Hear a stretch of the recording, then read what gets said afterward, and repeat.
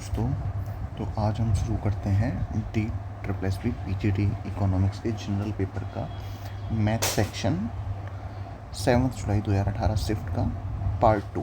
इसमें पार्ट 1 में हमने कल क्वेश्चन नंबर 41 से 50 तक पार्ट 1 में सॉल्व कर लिए थे और रिमेनिंग 10 क्वेश्चन हम बाकी के सेकंड पार्ट में समझते हैं। ओके, तो शुरू करते हैं। तो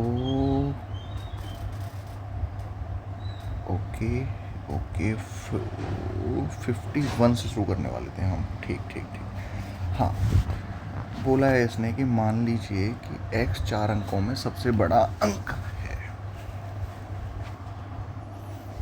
तो क्या बोला है क्वेश्चन ने हमको कि मान लीजिए भाई आपका जो x है 4 अंकों का एक सबसे बड़ा अंक है, जिसमें 5231 जोड़ने पर वह 12, 15, 27, 32, 60, 36 द्वारा विभाजित होता है। x को 523 से विभाजित करने पर शेषफल क्या होगा। तो सबसे पहले प्रायोरिटी तो हमारी आती है कि हम x निकालें। तो देखो x हमें क्या दे रखा है भाई, x दे रखा है हमें कोई भी 4 अंकों का सबसे बड़ा अंक। भाई किस तरह का, मान लो कि 4 अंकों का इस तरह का सबसे बड़ा अंक है कि उसमें 5231 जोड़ने पर वो इन सब से विभाजित होता है। अर्थात क्या हुआ कि भाई इन सब का वो एक जो भी मल्टीपल होगा, मल्टीपल ऑफ 12, 15, 27, 32, 36 एंड 40। तो एक तरह से हमारा जो क्वेश्चन है मैथमेटिकली स्टेटमेंट ये गिवन है। तो आपको भाई जो ABCD है, जो कि मैंने ये ABCD इसलिए माना है क्योंकि 4 डिजिट्स का है, तो इस तरह से होगा ये, जो कि एक्चुअली में x है। आपका कहने का मतलब है x। तो कहीं ना कहीं आपको जब x निकालोगे तो आपको किस तरह से निकालना है भाई कि उसमें हम 5231 जोड़ने पर वो इन सब का मल्टीपल बने। तो भाई अब हमें 12, 15, 27, 32, 36, 40 का मल्टीपल देखना है। तो सबसे पहले हम लीस्ट कॉमन मल्टीपल देख लेते हैं, यानी कि LCM। उसके बाद देख लेंगे कि LCM निकालने के बाद उसके बाद कि कौन सा मल्टीपल है। तो भाई 12, 15, 27 इन सब का LCM क्या हो गया। तो देखो इस तरह की प्रोसीजर में सबसे पहले हम देखते हैं कि 2 का सबसे बड़ा फैक्टर कहाँ मौजूद है। तो देखो 12 में तो 4 मौजूद है, 15 में 2 का कोई नहीं है, 27 में भी नहीं, 32 में सबसे 2 की पावर 5, 32 मौजूद है, 36 में 4 है, 40 में 8 है। तो यानी 2 का सबसे बड़ा मल्टीपल 32 निकाल लिया। उसके बाद चलते हैं हम 3 का सबसे बड़ा फैक्टर मुझे यहाँ, सॉरी फैक्टर नहीं, मल्टीपल मुझे 27 में ही दिख रहा है, क्योंकि 3 की पावर 3, बाकी 27 कहीं भी मौजूद नहीं है। तो 32 गुणा 27। इसके बाद हम चलते हैं 5 का सबसे बड़ा मल्टीपल। तो 15 में 1 5 है, इसके अलावा 15 40 सिर्फ 1। तो 32 गुणा 27 गुणा 5। इसके अलावा तो और भी कोई प्राइम फैक्टर्स अवेलेबल नहीं है यहाँ, जैसे कि 7, 11 नहीं। तो LCM यही हो जाएगा आपका। तो ये कितना हो गया भाई, 32 पंजे 160। तो लगा लो भाई 27 गुणा 160। इसके लिए आपको अगर 16 का पढ़ा याद है तो और भी ईजी हो गया। कितना हो गया, 16 का पढ़ा याद है तो आपको 16 सत्ते 112 यहाँ से लगा 11, 16 32 हो गया, 4320। अब देखो इनका LCM आया है 4320, बट इसका मतलब ये नहीं है कि हमारा 4320 से ही काम पड़ जाए। हमने इधर आ जाते हैं अपना, हमने यहाँ जो इक्वेशन लिखी थी इसने कहा था कि भाई x इस तरह का 4 अंकों का डिजिट होगा कि उसमें 5231 जोड़ने पर आपका मल्टीपल आएगा इन सब का। अब हमें तो अपनी सुविधा के अनुसार देखना हो ना कि भाई 4320 है या कुछ 4320 में और भी आगे गुणा किया गया है, इस तरह से। अब आप एक तरह से x की वैल्यू निकालेंगे तो क्या होगा भाई, 4320 इंटू n माइनस 5231। क्योंकि देखो आपको अब यहाँ से हम क्वेश्चन को पढ़ें तो x को हमें रखना है 4 डिजिट का मैक्सिमम। उसने ऐसे ही बोला था ना, 4 डिजिट का मैक्सिमम नंबर। तो भाई 4 डिजिट का मैक्सिमम नंबर अगर रखना है तो हमें n की वैल्यू भी बड़ी से बड़ी होनी चाहिए। भाई तभी तो x की वैल्यू मैक्सिमम आएगी। अब हमें दिख रहा है कि हमें उसमें से 5231 घटाना भी है। तो भाई देखते हैं, n बराबर 1 रखने पर तो भाई हम इसे डिवाइड कर ही नहीं पाएंगे। n बराबर 2 रखने पर लगभग 8600 आएगा। तो x की वैल्यू महज 3000 के आसपास, क्योंकि 8000 में से 5 घटाएंगे 3। n की वैल्यू 3 रखने पर 12000, 12 में से 5 गए तो उस लगभग 7000। n की वैल्यू 4 रखने पर 16000, 16000 में से 5000 गए तो 11000। मतलब ये तो और भी भाई 4 डिजिट का मतलब क्या है, मैक्सिमम लेस देन 10,000 होना चाहिए x की वैल्यू। 9999 तक होगी ना, इसलिए n बराबर 3 पर कुछ बात सी बनती दिख रही है। चलो देखते हैं। n बराबर 3 रखने पे तो भाई 4320 गुणा 3 कितने हो गए, देखो 432 तिया करना है तो 400 तिया 1200, 32 तिया 96, तो ये हो गए 12960 माइनस के 5231। हाँ ये ठीक सा लग रहा है ये बात। तो अब इसमें से घटाएंगे तो कितना बचेगा, 10 में से 1 गया भाई 9 बचा, 5 में से 3 गए 2 बचे, 9 में से 2 गए 7 बचे, 12 में से 5 गए 7729।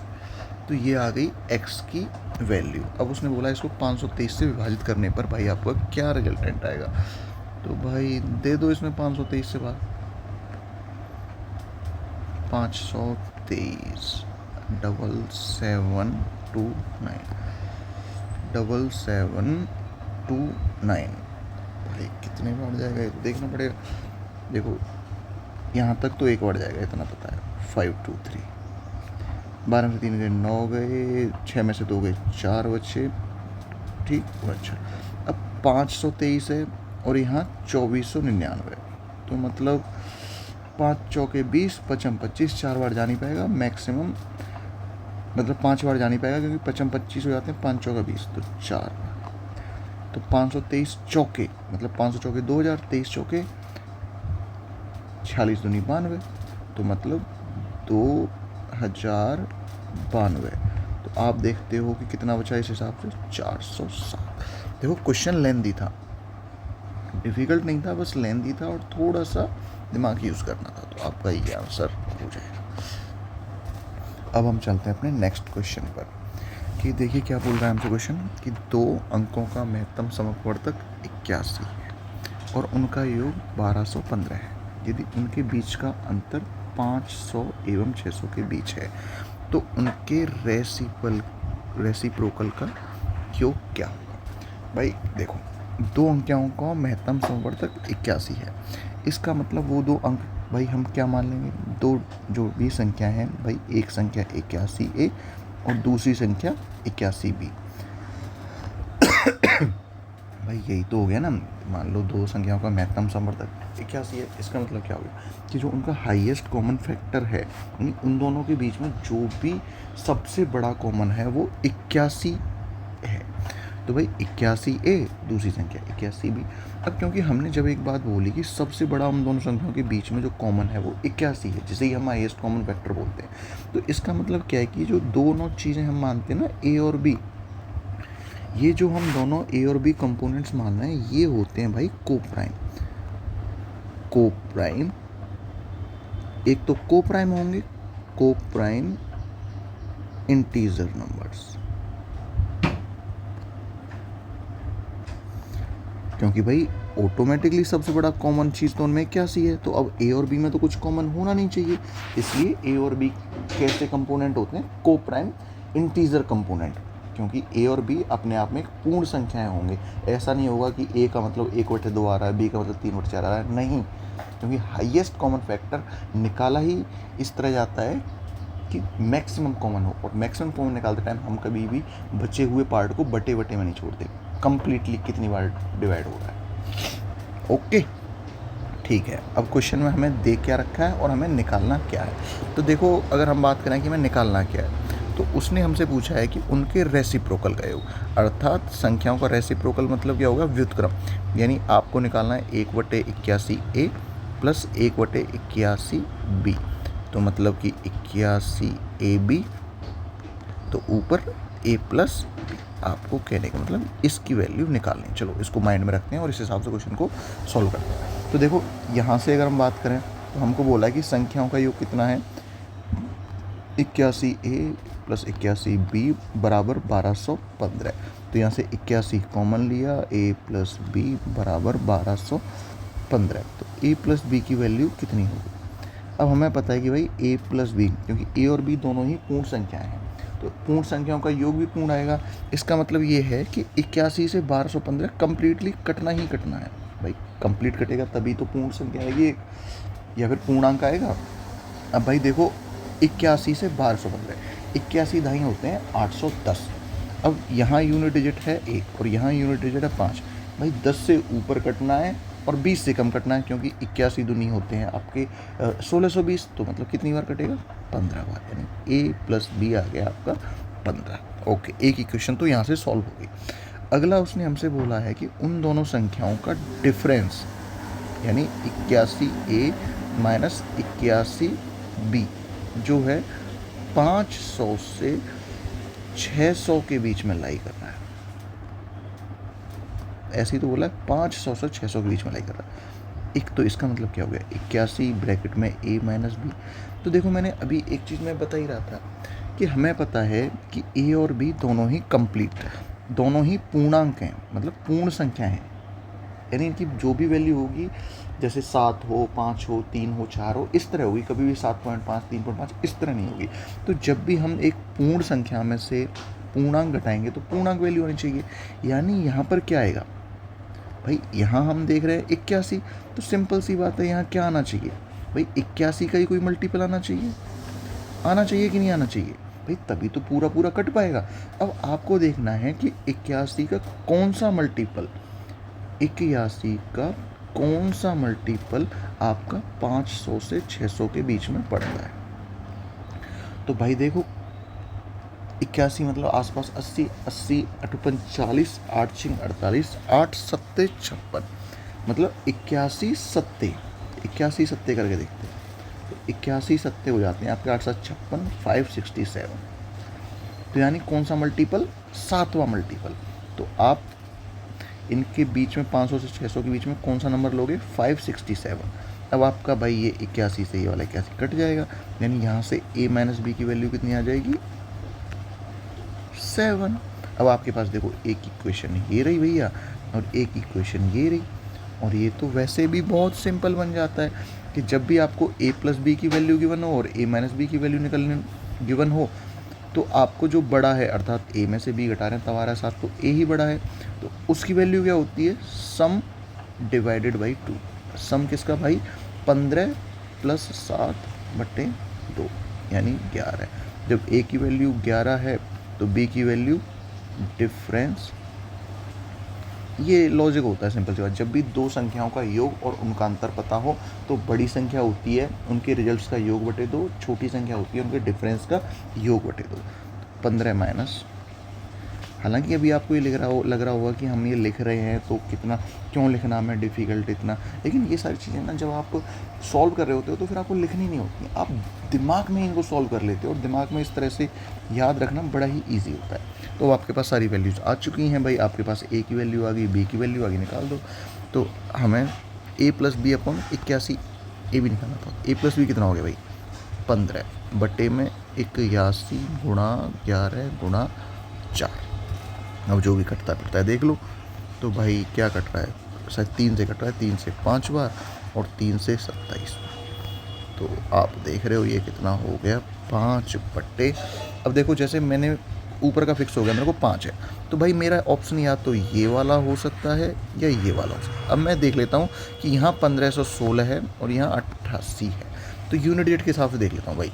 देखो चलो कैसे, 7 एकम 7, सही बात है, यूनिट डिजिट यहाँ से 7 और 7 चौके 28, यूनिट डिजिट 8, मतलब यूनिट डिजिट लास्ट में क्या आएगा? 8। आगे कुछ भी हो तो उस हिसाब से मेरा आंसर क्या हो गया? ये।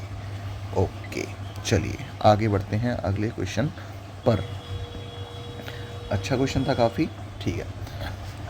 बिंदु ए एवं बी 105 किलोमीटर की दूरी पर हैं। ठीक है भाई, बिंदु ए और बी हैं कोई, तो 105 किलोमीटर की दूरी में कोई दिक्कत नहीं है, ऐसे मान लेते हैं। ठीक है, ओके, ये दे रखा है उसने बिंदु ए, ये दे रखा है उसने बिंदु बी, और भाई बोला है कि दोनों 105 किलोमीटर की दूरी पर है। चलो आगे बढ़ते हैं। दो कार एक्स वाई क्रमशः एक साथ ए और बी से सवारी शुरू करती हैं। एक्स और वाई क्रमशः ए से, यानी एक्स भाई आपकी यहाँ है कार और वाई आपकी भाई साहब यहाँ है कार, ठीक है। यदि वे एक दूसरे की ओर यात्रा करते हैं तो 1 घंटे में आपस मिलते हैं, जबकि वे समान दिशा में यात्रा करते हैं तो 7 घंटे में आपस मिलते हैं। एक्स वाई की गतियों का अनुपात क्या होगा? तो भाई ये तो सिंपल से वाले क्वेश्चन है कि जब भी दो गाड़ियाँ भाई एक दूसरे की ओर गति करें या एक ही दिशा में करें, तो उसमें सिंपल सा एक फॉर्मूला यूज होता है भाई, कौन सा? आपका सापेक्ष चाल बराबर सापेक्ष दूरी बटे समय, ये फॉर्मूला होता है। देखो यहाँ सापेक्ष चाल का मतलब होता है कि जब दोनों एक ही दिशा में होंगी तो सापेक्ष चाल होती है डिफरेंस भाई, और जब अपोजिट डायरेक्शन में होंगी तो सापेक्ष चाल हो जाती है सम। अब देखो सापेक्ष दूरी का मतलब क्या है भाई, कि जब एक ही दिशा में ट्रेवल कर रही होंगी तो सापेक्ष दूरी का मतलब होता है कि उन दोनों के बीच में कितना गैपिंग आई। भाई एक तरह सापेक्ष यही तो होता है, एक के सापेक्ष दूसरी ने कितनी ज़्यादा दूरी तय की, या फिर उन दोनों द्वारा उस नियत समय में कितना डिस्टेंस रहा, कितना गैपिंग रही। कि भाई उतने समय में इसने मान लो 1 किलोमीटर दूरी तय करती है और उतने समय में दूसरी ट्रेन ने आपकी 2 किलोमीटर, तो सापेक्ष दूरी वो 1 किलोमीटर, ठीक। जब एक ही डायरेक्शन में भाई हो गया तो उसका ये कंसेप्ट हो गया। जब अपोजिट डायरेक्शन में आती है तो उस समय सापेक्ष दूरी का मतलब होता है कि भाई उस फिक्स समय में दोनों ट्रेन कुल कितनी दूरी तय कर चुकी हैं। बस ये आपको समझना है कि भाई जब दोनों एक दूसरे की ओर ट्रेवल कर रही हैं, अपोजिट डायरेक्शन में कर रही हैं, तो टोटल दूरी कितनी ट्रेवल कर चुकी हैं। चलो अब देखते हैं। अब हम देखते हैं कि यदि वो एक दूसरे की यात्रा करती हैं तो 1 घंटे में आपस में मिलती हैं। भाई मान लो इसकी स्पीड एक दूसरे की ओर यात्रा करने का मतलब क्या है कि इधर से x जा रही है और इधर से y आ रही है, तो भाई सापेक्ष चाल कितनी हो गई इन दोनों की, x + y। जबकि क्वेश्चन के हिसाब से तो भाई 105 किलोमीटर दूरी थी और भाई 1 घंटे में ट्रेवल कर ली दोनों ने, तो मतलब x + y कितना हो गया 105 किलोमीटर पर आवर, ठीक है। लेकिन वे समान दिशा में यात्रा करते हैं तो 7 घंटे में आपस में मिलते हैं। भाई समान दिशा के केस में हमारी सापेक्ष चाल कितनी हो जाती है x - y। भाई डिस्टेंस तो वही 105 किलोमीटर है, लेकिन अब उस सापेक्ष दूरी 105 जब भी एक दिशा में ट्रेवल करती हैं उस केस में सापेक्ष दूरी का मतलब हो जाता है उनके बीच में कितनी गैपिंग है, उनके बीच में गैपिंग कितनी है भाई, क्योंकि x भी इधर भाग रही है और y भी इधर भाग रहा है, तो ये क्या है, ये एक तरह से गैपिंग ही तो है कि इस गैप को कवर करने में y को कितना, वो जो x को कितना टाइम लग रहा है भाई आपका 7 घंटे का। और क्योंकि भाई x - y यही तो सापेक्ष चाल होगी ना भाई, y भी अपना दौड़ रहा है लेकिन x की स्पीड ज़्यादा है, इसीलिए तो वो y को पकड़ पाएगा। तो सापेक्ष गति कितनी है, x - y की सापेक्ष गति से इस 105 किलोमीटर के गैप को वो 7 घंटे में कवर कर पाता है। टेक्निकली इसका मतलब ये होता है, अर्थात x - y कितना आ गया 15 किलोमीटर पर आवर। अब इस क्वेश्चन को हम देखें तो हमने अभी देखा था कि जब दो संख्याओं का योग पता हो और दो संख्याओं का डिफरेंस पता हो, तो बड़ी संख्या कितनी हो गई 105 + 15/2 यानी 120/2 यानी कि 60, और छोटी संख्या कितनी हो गई भाई, जब x 60 है तो भाई y 45 हो गया। अब क्या रेशियो आ गया 60 और 45 में, 15 चौका 60, 15 3 45। अच्छा क्वेश्चन था, इजी था बट ठीक है। नेक्स्ट क्वेश्चन की ओर चलते हैं भाई। कोई ए नाम का व्यक्ति है,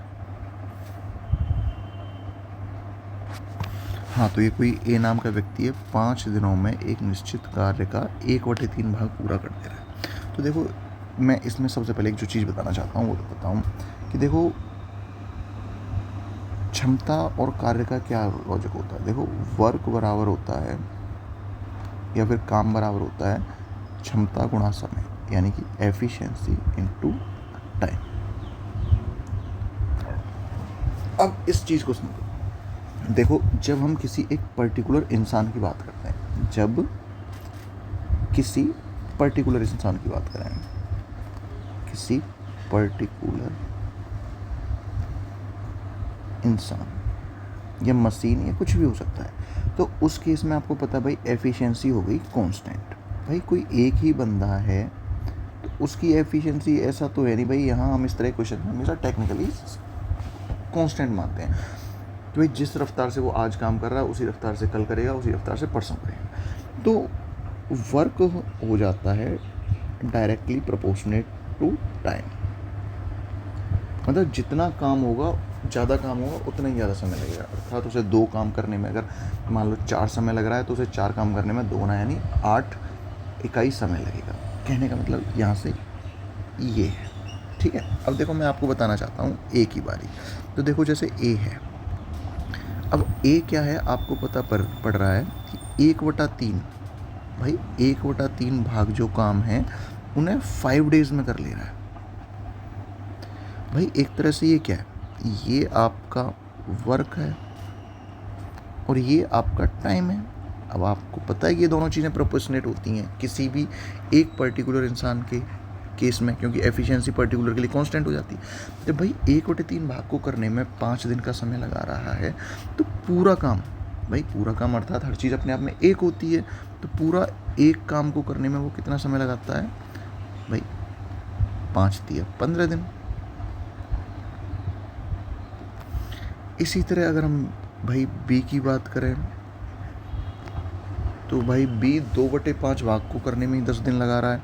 इसका मतलब क्या होता है कि बी 2/5 भाग को करने में 10 डेज लगा रहा है। तो देखो या तो इसे ऐसे समझ लो कि भाई मान लो पूरा काम 5 है बी के रेस्पेक्ट में, 2 कामों को करने में 10 दिन लगा रहा है, अर्थात हर काम को 5 दिन में कर रहा है। तो टोटल काम जो 5 हैं उन्हें 25 दिन में वो पूरा करेगा, अर्थात उसे पूरा काम करने में 25 दिन लगेंगे। नहीं तो फिर ये था कि 2/5 भाग को करने में 10 दिन लग रहे हैं, तो एक भाग को करने में कितना लगेगा, 10 गुणा 1/2/5 यानी 10 गुणा 5/2 अर्थात 25 दिन, ठीक है। इसी तरह भाई सी का देख लो, सी को कितना टाइम लग रहा है भाई, सी ने 3/4 भाग 15 दिनों में, अर्थात कुल काम में 4 मानूँ तो 3 कामों करने में 15 दिन, गिनती 15 यानी सी को लग रहे हैं टोटल 20 दिन। बस बन गया क्वेश्चन। अब उसके बाद हमारा तरीका क्या रहता है भाई, ये ए है, ये बी है, ये सी है, ऐसे तो करते ना हम। भाई ए को किसी काम को करने में 15 डेज लग रहे हैं, बी को 25, सी को 20 दिन।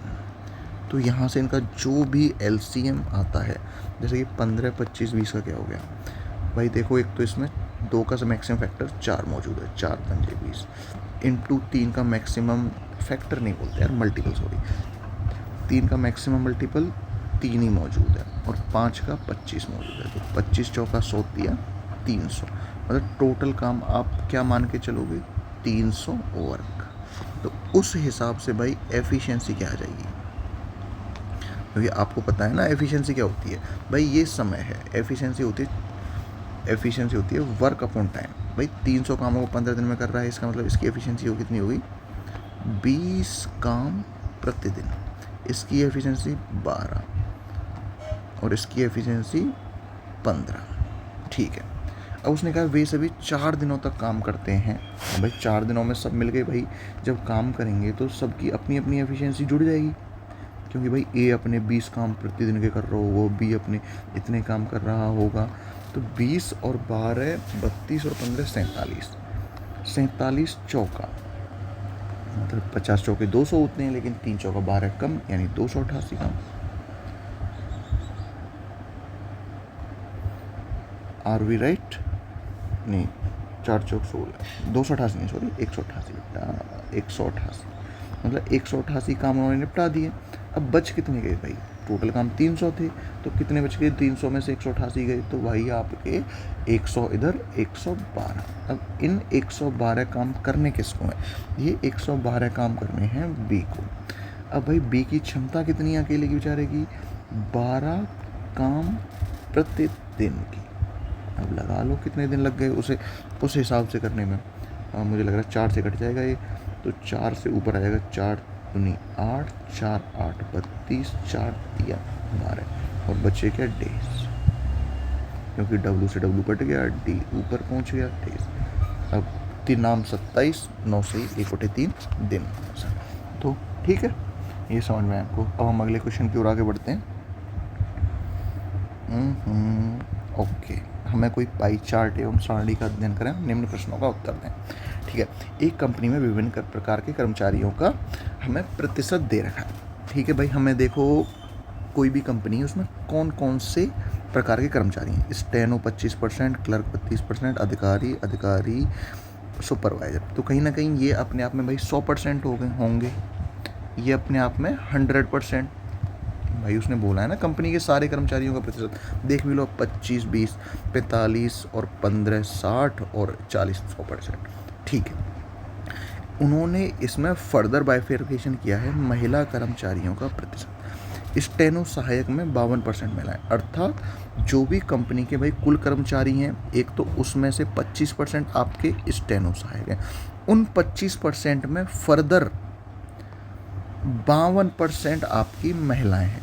अर्थात मान लो भाई, इसको देखो इस तरह से कुछ क्वेश्चंस को दिमाग में रखा जाता है कि मान लो कंपनी में 100 यूनिट कर्मचारी होंगे, तो 100 यूनिट का 25% भाई इतने हो गए स्टेनो सुपरवाइजर।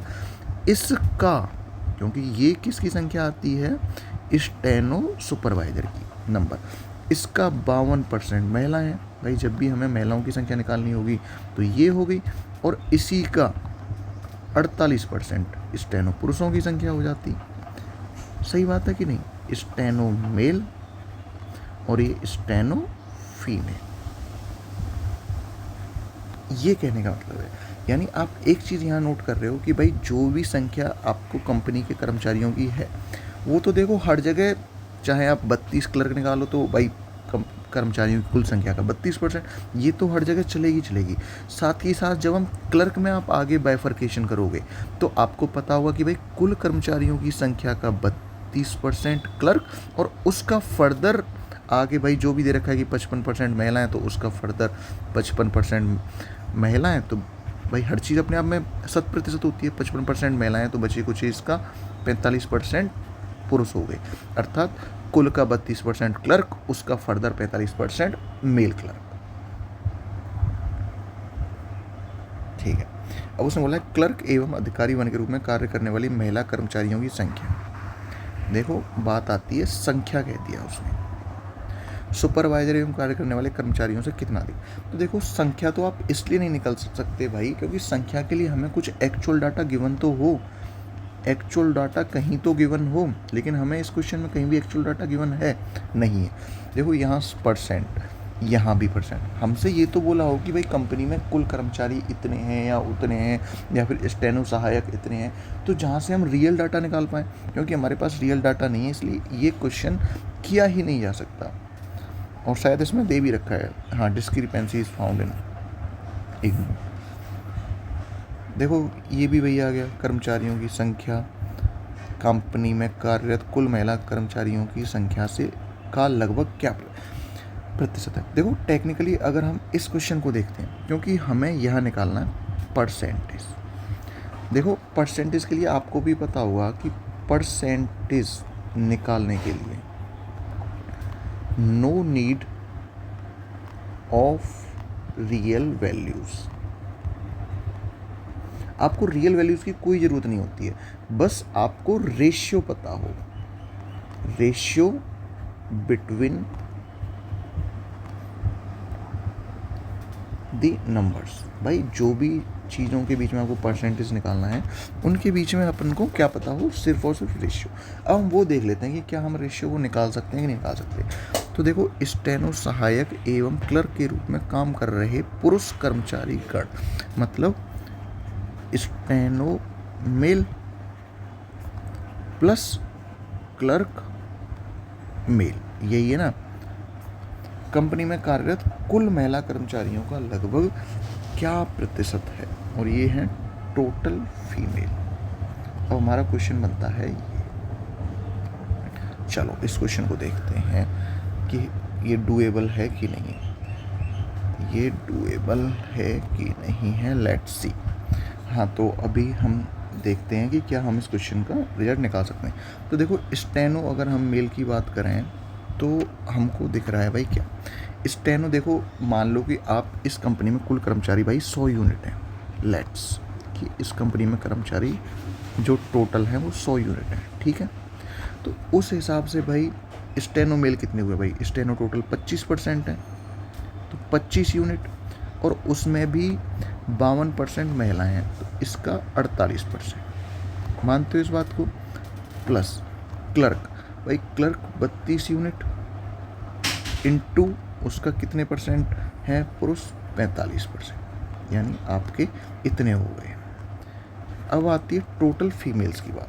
तो भाई टोटल फीमेल्स अगर आपको निकालनी है कितनी है, तो ये तो आपको 1 बाई 1 निकालना पड़ेगा। जैसे स्टेनो सहायक में बात करें हम, तो भाई 25 स्टेनो है यूनिट, उसका 52%। प्लस सुपरवाइज़र की हम बात करें तो भाई 20 सुपरवाइज़र हैं, उसका 38%। प्लस क्लर्क की अगर हम बात करें तो भाई 32 क्लर्क हैं, क्योंकि 32% है ना, तो 100 हमने टोटल माने हैं, उसका 55%। प्लस अब हम अधिकारी 1 की बात करें तो 15 का 45%। प्लस अगला आ जाता है अधिकारी 2, 8 का 47%। तो देखो आप एक चीज़ नोटिस कर रहे होंगे यहाँ पे, आप एक चीज़ नोटिस कर रहे हो कि देखो हमने टोटल बंदे 100 यूनिट माने थे, तो उसका 25 यूनिट, अर्थात यूनिट का मतलब क्या होता है कि भाई कोई भी उसका x, तो देखो 25 यूनिट बोलो या 25x बोलो, यहाँ 32x आता, इसी तरह यहाँ 25x आता, यहाँ 20x आता, 32x, तो वो अल्टीमेटली कटना ही था। इसलिए हम परसेंटेज निकालने में जब भी हम रेशियोज़ निकाल रहे होते हैं तो रियल वैल्यूज़ बहुत ज़्यादा मैटर नहीं करती, बस आपको उनकी रेशियोज़ बताओ। अब देखो ये सॉल्व किया जा सकता है, इतना मुझे समझ आ रहा है, क्योंकि देखो परसेंट इधर से कॉमन निकलेगा, परसेंट इस पूरे में से कॉमन निकलेगा, तो ये तो सब कट जाना है। तो परसेंट को तो सॉल्व करने की गलती हमें नहीं करनी है, लेकिन हमें इसमें ना गुणा भाग काफ़ी ज़्यादा करना पड़ेगा। इसमें पूरा का पूरा हमारा कैलकुलेशंस पे ही बेस्ड हो गया। अब भाई गुणा भाग थोड़ा सा ट्राई करते हैं अपने कुछ मेथड्स लगा लगू के। तो देखो 25 गुणा 48 का मतलब क्या हो गया भाई, 48 में 4 का भाग दो और 100 का गुणा कर दो, मतलब 12 चौक 48, 1200, ठीक है, ओके। भाई 32 गुणा 45 का मतलब क्या हो गया कि आप एक काम करो, 45 में 30 का गुणा करो और 45 में 2 का गुणा करो। तो 45 में 30 का गुणा करना मतलब 45 दिया भाई कितने होते हैं 135, यानी 1350, प्लस 45 दूनी 90, यानी कि 1350 और 90 सॉरी 1440। देखो इसके लिए ना प्रैक्टिस होनी चाहिए, ब्रेन बहुत तेज़ काम करता है, हम इसकी एफिशिएंसी बहुत है, बट इसे हमें यूज़ करना आना चाहिए बस। अब देखो 25 गुणा 52 कितना होगा, 25 गुणा 52 वही कि भाई 52 गुणा 100/4 कीजिए ना, 52 में 4 का भाग दिया 13, मतलब कि 1300। 20 गुणा 38 कितना हो गया, 38 दूनी 76, 760। अब 32 गुणा 55 कितना हो गया भाई, वही वाली बात है कि 32 में 50 का गुणा करो, 32 में 5 का गुणा करो, 32 गुणा 50 1600, 32 पंजे 160, यानी कि 1760। 15 गुणा 45 करने का मतलब क्या है, ये तो वैसे डायरेक्ट ही कर दो, 45 गुणा 15 मतलब 15 पंजे 75, 15 चौका 60, 675। ऐसे 47 गुणा 8 करना है, तो ये भी 8 7 56, 8 चौक 32, 5 36।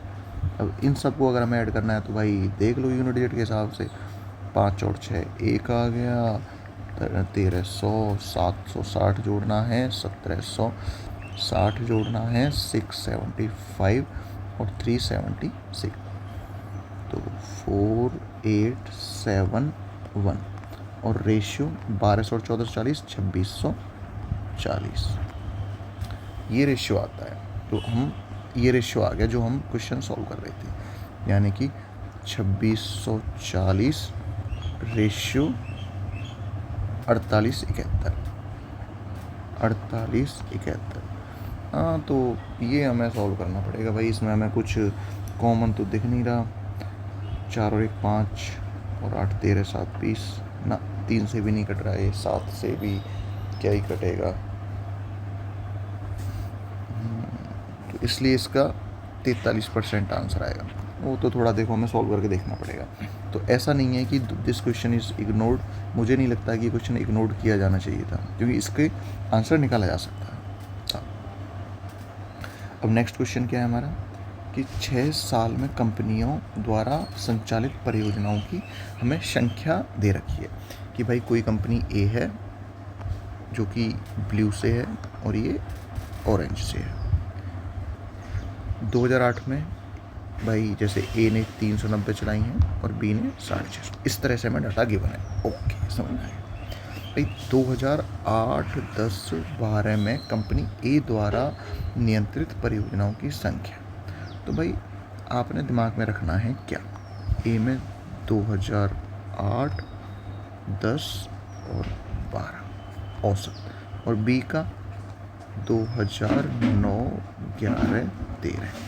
ठीक है, तो देख लो भाई, ए मतलब ब्लू पे फोकस करो और 2008 10 12 पे करो, मतलब कि 390 450 और 300, इसका एवरेज क्या हो। तो वो एवरेज निकालने का तरीका है या तो सबको जोड़ो तीनों को और 3 से भाग दे दो, या फिर कोई एक एवरेज अपने दिमाग से मान के फिर कितना डेविएशन हो रहा है उस हिसाब से देख लेते हैं। ठीक है, चलो तो भाई बजाय इसके कि बहुत ज़्यादा वो करें, जो भी लेते हैं। तो देखो 390 450 300, 300 और 400 700, और इसको भी 400 मान लो 1100, लेकिन यहाँ 10 कम पड़ रहा है, यहाँ सेटल कर दिया। तो यहाँ 40 1140, तो ये हो गया 1140/3। ठीक है, डिफरेंस। अब आ जाओ किस पे भाई, अब आ जाते हैं बी में 2009 11 13। तो बी में 2009 मतलब कि 500,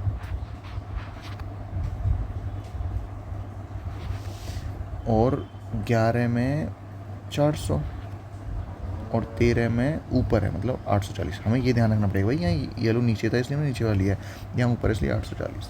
तो 500 400 900 और 800 1740/3। हमें यही तो निकालना भाई, इसका एवरेज और इसके एवरेज का डिफरेंस। तो भाई पहले 3 का भाग दें तब डिफरेंस निकालें, या पहले डिफरेंस निकाल दें तब 3 का भाग दें, बात तो एक ही है। तो 1140 और 1740 में डिफरेंस कितना हो गया, 600 का। तो 600/3 बराबर 200। देखो यही होता है दिमाग का सही इस्तेमाल करना, कि आप अननेसेसरी कैलकुलेशन ना करें। आप यहाँ भाई 3 का भाग दे रहे हो वो कॉम्प्लेक्स पड़ रहा है, यहाँ 3 का भाग दे रहे हो वो कॉम्प्लेक्स पड़ रहा है, फिर घटा रहे हो वो कॉम्प्लेक्स पड़ रहा है, बजाय इसके कि भाई डायरेक्ट घटा दो, आपको ईजिली दिख रहा है, ब्रेन में महज 2 सेकंड में सॉल्व कर लोगे।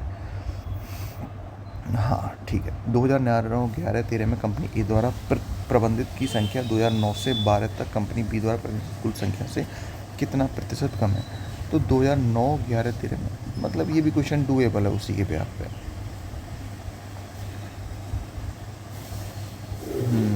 अब इसको देख लेते हैं, सेकंड लास्ट क्वेश्चन। 5 अलग अलग शहरों में, तो ये मैं दे रखा है 5 अलग अलग शहरों में समाचार पत्र पी और क्यू की दैनिक बिक्री। मतलब ये हमारे अलग अलग शहर हैं भाई, ए शहर बी शहर, और इसमें ये पी समाचार पत्र और क्यू समाचार पत्र की कैसे कैसे बिक्री हुई। ठीक है, मतलब सिंपल ही डाटा है। तो ए सी ई शहरों में पत्र बी की और बी डी ई शहरों में क्यू की तुलना में दैनिक बिक्री का औसत अनुपात क्या है। तो देखो इसको ना थोड़ा सा ऐसे रख लेते हैं भाई, ए सी ई शहर में पी, ठीक है, इन शहरों में पी की बिक्री, और बी डी ई इन शहरों में क्यू, इनमें बताना हमें औसत अनुपात। तो 3 शहरों की बात है तो बटा तीन तो दोनों में होना ही होना है भाई। टेक्निकली बटा 3 यहाँ भी कर रहे होंगे, टेक्निकली बटा 3 यहाँ भी कर रहे होंगे, तो उसका भी मतलब रह ही नहीं जाएगा, क्योंकि अल्टीमेटली कटना है। अल्टीमेटली आपको क्या निकालना है, ए सी और ई तीनों शहरों में पी की कुल बिक्री कितनी हो रही है, बी डी ई शहर में क्यू की कुल कितनी बिक्री हो रही है। चलो देखते हैं। तो भाई ए सी ई में पी पकड़ लो पहले, तो ए सी ई, ए सी और ई, तो देख लो 740 530 और 650। तो भाई 740, पहले तो इनको कंप्लीट नंबर बोलो, 700 500 1200 और 600 1800, 1850 1880 और 1880 में से 40 जोड़े तो 1920। 1920 ठीक है। अब आ जाओ आप भाई BDE में Q, तो BD और E ठीक। तो देखो 780 और 720 डायरेक्ट कितने हो गए 1500 और 600 2100, ये रेशियो आ गया। अब यहाँ काटापीटी मचा दो, एक जीरो से एक जीरो हो गई, दिख रहा है मुझे 3 से कटेगा, 3 से 70 और 3 से 18, 3 चौका 12। अब ये और भी 2 से कट जाएगा, 32 35 आ जाएगा। Okay next last question. DE में P की कुल बिक्री, सभी शहरों में समाचार पत्र Q की कुल बिक्री, Q की टोटल का क्या प्रतिशत है। तो भाई D और E में निकाल दो कितने समाचार पत्र बिक रहे हैं और Q टोटल मिलाकर कितने बिक रहे हैं, वहाँ से आइडिया लग जाएगा। देख लो भाई D और E में P कितने, D और E में 850 650, मतलब कि 900 और 600 1500, भाई 1500 बिक रहे हैं। अब हमें निकालना है Q की टोटल कितनी है कैपेसिटी। देखो BDE में तो हमने निकाल दिया था 21 है, बच कौन सा रहा था A और C में Q, मतलब कि 550 और 700, यही तो बच रहे थे। बाकी BDE तो यहाँ हमने निकाल ही दिया था। तो भाई 2100 में आप 700 और 550 और जोड़ दो, तो 2100 2800 500 3350, तो बटे में 3350 आ जाएगा। और क्योंकि परसेंटेज निकालना है तो इनटू 100, 0 से 0 कट गया और जो भी काटा पीटा हो रहा है वो कर दो मैक्सिमम। तो भाई मैक्सिमम क्या है, 5 से 300 बार कट रहा है ये, और 5 6 30, 5 35 ये आएगा। अब इसमें भाग देंगे तो भाई लगभग 44.8% है। और रही बात भाग देने की, तो इसमें इसके अलावा तो और कोई तरीका दिखता भी नहीं है। 4 सत्ते 28, 4 6 24 268, मतलब 70 32 बचा, सॉरी 3000 है, 3000 है ठीक है। तो 320 हो गया, फिर से 4 बार गया 268, इस बार 32 और 20 52 बच गया, पॉइंट आ गया 8 बार, 8 7 56, यहाँ से लगा 5, 8 6 48 और 5 534, हाँ तो 44.8% के आसपास आ जाएगा।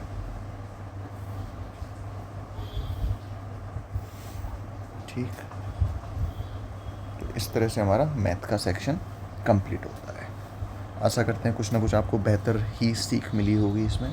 इस तरह के कुछ ना कुछ क्वेश्चंस को कम टाइम में ब्रेन का ज़्यादा इस्तेमाल करके, पेन पेपर का कम इस्तेमाल करके हम इसी तरह क्वेश्चंस को सॉल्व करने के टाइम को मिनिमाइज़ कर सकते हैं। और तभी हमें एक कॉन्फिडेंस आता है जब हम किसी क्वेश्चन को जल्दी समझें और उसे सॉल्विंग का टाइम कम से कम यूटिलाइज करें। ठीक है, मिलते हैं अगले वीडियो में कुछ नए अभ्यास के साथ। Okay, thank you guys.